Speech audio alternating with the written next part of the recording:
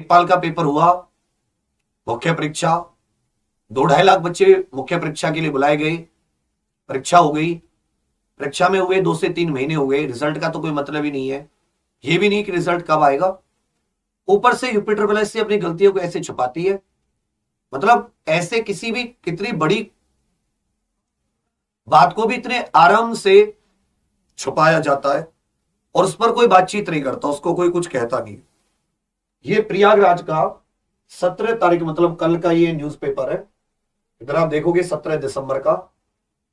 इसमें एक जिले के 28 स्कूलों को डिबार कर दिया गया।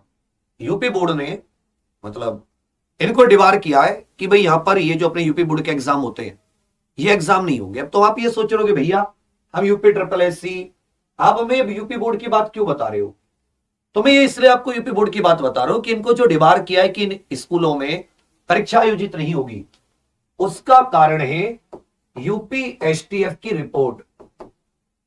यूपी एसटीएफ की वह रिपोर्ट जिसमें यह बताया गया कि इन स्कूलों में राजस्व लेखपाल की परीक्षा के दौरान, इन स्कूलों में राजस्व लेखपाल की परीक्षा के दौरान नकल हुई थी।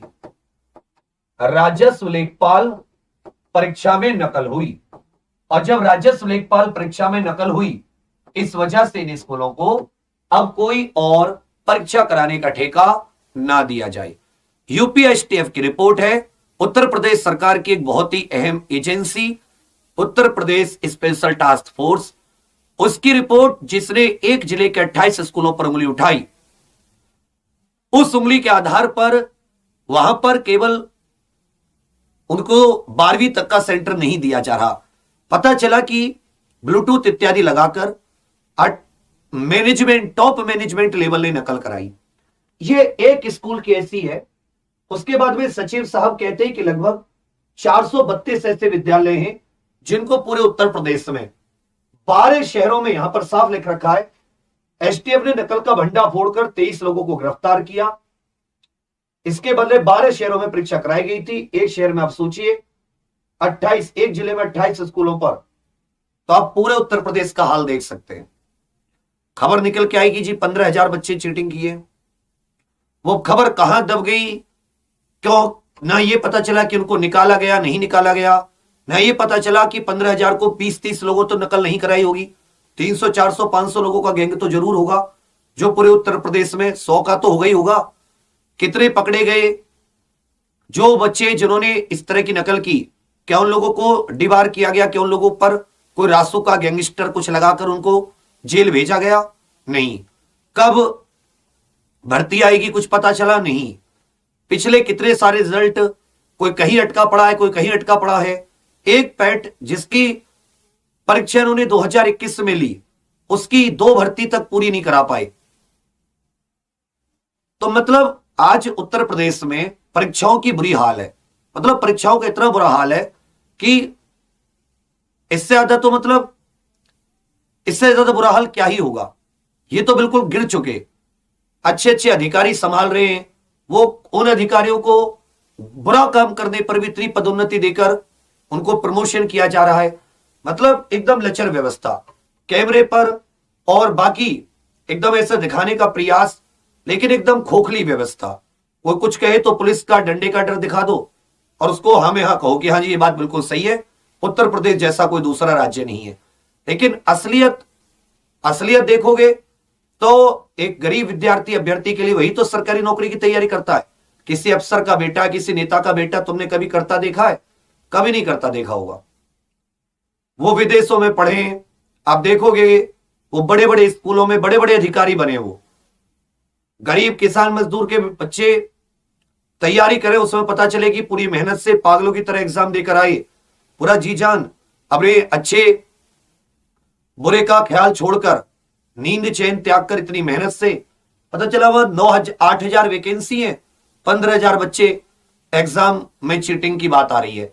और वो रिपोर्ट कौन दे रहा है? चलो मान लो कोई प्राइवेट देता है, कोई और देता तो भी तो सरकार को बदनाम कर रहा है। और हमारी सरकार पे कोई असर नहीं है। वो एकदम बहुत बढ़िया व्यवस्था है। कोई कुछ कहेगा तो उसको डरा धमका के, नहीं जी तुम भी कहो बहुत बढ़िया व्यवस्था है। नहीं तो तुमको टांग देंगे।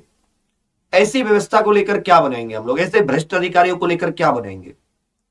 अभी आप हर दिन देखते हो कि वहां पर ये लेखपाल गिरफ्तार हुआ, वहां पर ये कानून को गिरफ्तार हुआ, वहां पर ये, इसको कैसे खत्म करेंगे इस भ्रष्टाचार को। गरीब इंसान कैसे इस देश में जिएगा, कैसे इस राज्य में जिएगा। हर छोटे से छोटे काम के लिए तो ऐसे जो चोरी करके जाएंगे वो भ्रष्टाचार करेंगे। मेहनत करके जाता वो अपना जिम्मेदारी समझता कि भाई मेरे माँ बाप भी गरीब थे, अगर मैं एक जाति प्रमाण पत्र या एक AWS प्रमाण पत्र बनाने के 500 रुपए लूंगा तो ऐसे तो गरीब इंसान दे ही नहीं पाएगा। तो वो अच्छी मेहनत करेगा, कहेगा कि नहीं भाई मैं कोई पैसे नहीं लूंगा, जो एकदम बिना किसी भ्रष्टाचार के, बिना किसी रिश्वत के आपका काम करूंगा। अमीरों से मिलकर जमीन हड़पवाएंगे लोग, क्या करेंगे लोग, कोई अच्छा प्रशासन करेंगे क्या, नहीं। तो चाहे पुलिस में धांधली हो कि गलत लोगों को आप भर्ती कर लें, तो उससे समाज में एक गलत संदेश ही जाएगा, भक्षक ही पैदा होंगे। या लेखपाल जैसी भर्तियों में हम तो ये कह रहे हैं कम से कम, चलो आपने कहा कि आप सबको, लेकिन कम से कम दिखाओ तो सही अक्साम में कि 28-28 स्कॉलर, किस बात पर, यूपीएसटीएफ की रिपोर्ट के आधार पर, यूपीएसटीएफ की रिपोर्ट के आधार पर। तो कम से कम उस कार्रवाई को एक प्रकाश में तो लाओ, सार्वजनिक तौर पर दिखाओ तो सही। ऊपर से अखबार पत्रकार कुछ अच्छे भी हैं तो कुछ ऐसे हो गए कि जिनको मतलब ही नहीं है, जो हो रहा होने दो। तो अब आप लोगों का काम ये बनता है भ्रतियों का कि आप ट्विटर इत्यादि के माध्यम से जवाब मांगे, नहीं तो फिर क्या ही है, ऐसे भर्ती ऐसी तैयारी का क्या ही फायदा जिस तैयारी का कोई अंजाम ना हो। कम से कम ये पता तो चले कि हाँ ये 15,000 धर लिए गए, अब ये मेन उसमें शामिल नहीं है, इनको निकल के रिजल्ट जारी करो, या बताओ कि भाई ये समस्या उत्पन्न हुई है, किस आधार पर अब जो मेहनत कर रहा है उस बच्चे में और इस बच्चे में आपने कैसे अंतर किया। लेकिन वही है, ये रिजल्ट तक जारी नहीं कर रहे, ये फाइनल रिजल्ट तक, ज्वाइनिंग तक नहीं, तो इनसे क्या उम्मीद करोगे आप। और इसमें सबसे बड़ी गलती हमारी है कि हम कभी जवाब ही नहीं मांगते। और चलो ठीक है, ट्विटर कैंपेन भी आप करते हो, उससे क्या फायदा निकलता है इन दी एंड। ट्विटर कैंपेन पे आपको कभी अधिकारी ट्वीट कर देते हैं कि ये तो गलत भ्रामक खबर फैला रहे हैं, कौन मरता है बेचारा, वो जो उसमें ट्वीट को किया होता है। तो यहां थोड़ा सा आप लोगों को समझना पड़ेगा, क्योंकि ऐसी खबरें देख के ना थोड़ा सा परेशानी हो जाती है, मन विचलित हो जाता है कि भाई हम, ये तो मेहनत का बहुत ही बड़ा मतलब बुरा सा मजाक बनाया जा रहा है और उस पर कोई आंच नहीं उठाई जा रही। पता नहीं मुख्यमंत्री जी को क्या सूचनाएं पहुंचाई जा रही हैं। बहुत बुरी हालत है, इससे बुरी हालत हमने तो बहुत बार तैयारी की। पिछली सरकारों में कहते थे ये लिस्ट लगती, वो लिस्ट लगती, कम से कम वो सामने तो था, पता तो चल जाता था।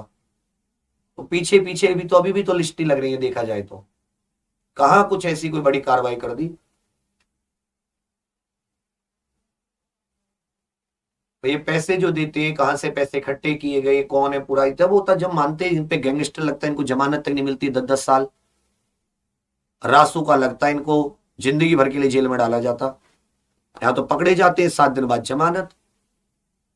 तो क्या क्यों ना करेगा व्यक्ति, क्यों नहीं चोरी करेगा, करेगा, बोले चलो फिर जमानत छूट जाएगी। तुम्हारी तो सरकार से दरख्वास्त है कि UPSSC को इसे भंग करके सही से आयोग का गठन करे, ऐसा आयोग जो इस उत्तर प्रदेश में इन भर्तियों को, इन गरीब बच्चों के सपनों को ईमानदारी से पूरा करने में सहायता करे।